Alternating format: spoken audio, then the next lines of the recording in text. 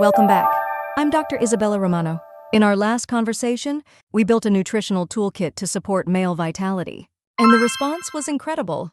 It showed me that so many of you are ready to be proactive and take charge of your health. But it also opened up a bigger conversation. The elephant in the room when we talk about male aging, testosterone. You see the ads everywhere. Low T? Feeling tired? Get your vigor back. It's marketed as a miracle cure, a fountain of youth in a syringe or a gel. The promise is seductive, more energy, a stronger libido, more muscle, a sharper mind.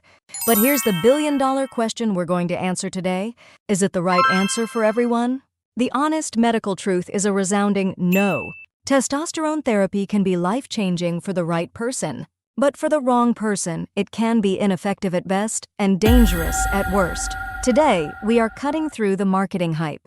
We will explore who this therapy is truly for, who should absolutely avoid it, and the critical questions you must ask your doctor before even considering it. This isn't just about feeling good. It's about being smart and safe with your long-term health.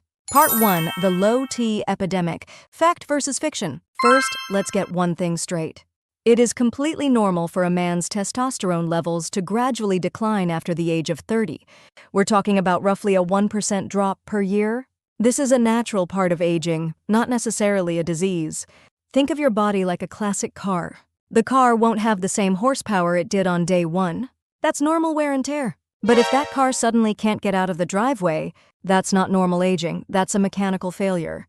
That's the difference we need to understand. We're looking for a mechanical failure, not just the normal gentle decline of aging. The condition we are concerned with is called hypogonadism, which is a clinical diagnosis.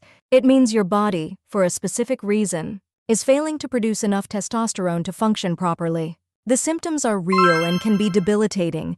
Persistent fatigue that isn't solved by sleep, a significant drop in libido sex drive, loss of muscle mass and strength, increased body fat, and even mood changes like depression or irritability. The problem is, these symptoms can also be caused by dozens of other things. Thyroid problems, vitamin deficiencies like we discussed last time, sleep apnea, depression, or simply a poor diet and lack of exercise.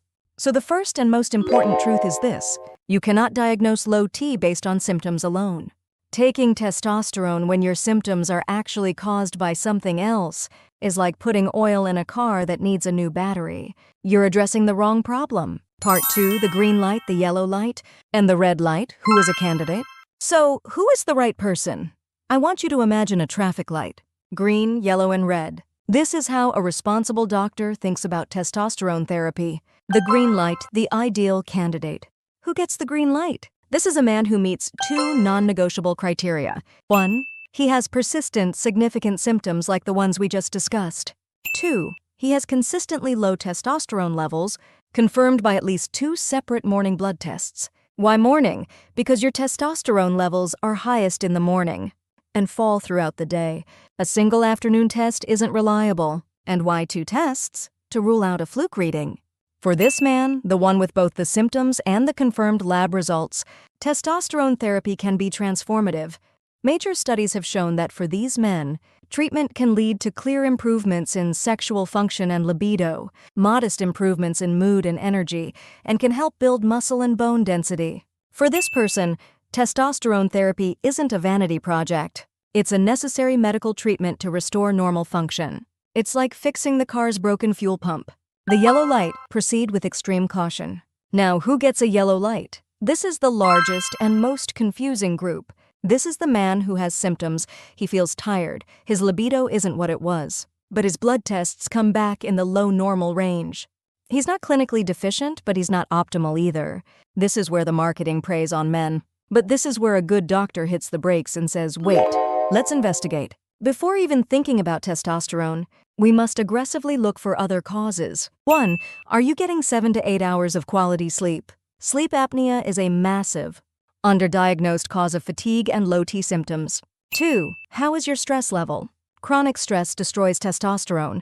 3, what does your diet look like? Are you getting the nutrients we talked about in our last video? 4, could it be depression? The symptoms overlap almost perfectly. For the yellow light man, prescribing testosterone is often a lazy shortcut. The responsible approach is to address these other factors first. In my practice, I've seen countless men restore their energy and vitality just by getting a CPAP machine for sleep apnea, or by making targeted lifestyle changes. The red light, full stop, do not proceed. Finally, the red light. For some men, testosterone therapy is an absolute contraindication. It is dangerous. This includes men with 1. Prostate cancer or breast cancer. Testosterone can act like fuel on a fire for these hormone-sensitive cancers. 2. A high red blood cell count polycythemia. Testosterone stimulates the bone marrow to make more red blood cells. If your count is already high, it can make your blood too thick, dramatically increasing your risk of a heart attack or stroke. 3. Severe untreated sleep apnea. Testosterone can sometimes worsen sleep apnea. We must treat the apnea first. 4. Uncontrolled heart failure. The therapy can cause fluid retention, which puts extra strain on a struggling heart. For these men, the risks far outweigh any potential benefits. There is no debate here. It is a medical red light. Part 3. The price of the ticket. Risks, side effects, and the reality of treatment. Even for the perfect green light candidate, testosterone therapy is not a free ride. It's a serious medical commitment that requires ongoing monitoring. Let's be honest about the potential side effects. It can cause acne or oily skin. It can cause fluid retention. It can potentially shrink the testicles and lower sperm count, which is a concern for men still interested in fertility. It can also cause or worsen male breast enlargement, called gynecomastia. And what about the big one, cardiovascular risk?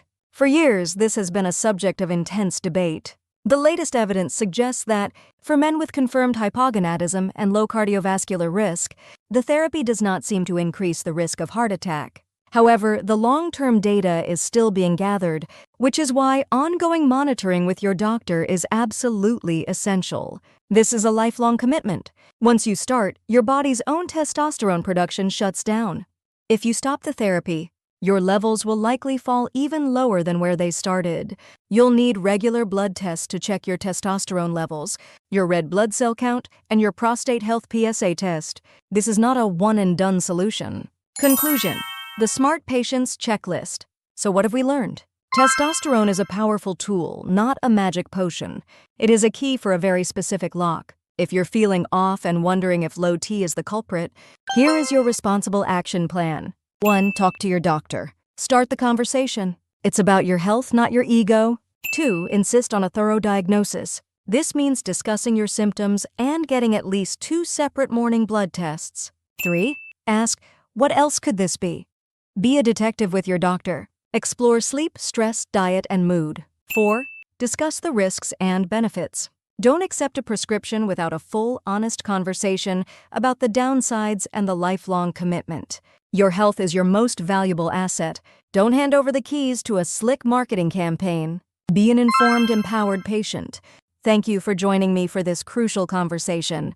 Please share this video with a man you care about. It could be the most important health information he gets this year. And be sure to subscribe because our next video is one you won't want to miss. We're going to expose the 3 health foods that can actually wreck your testosterone levels. The answers will definitely surprise you. I'm Dr. Romano. Be smart, be safe, and be well.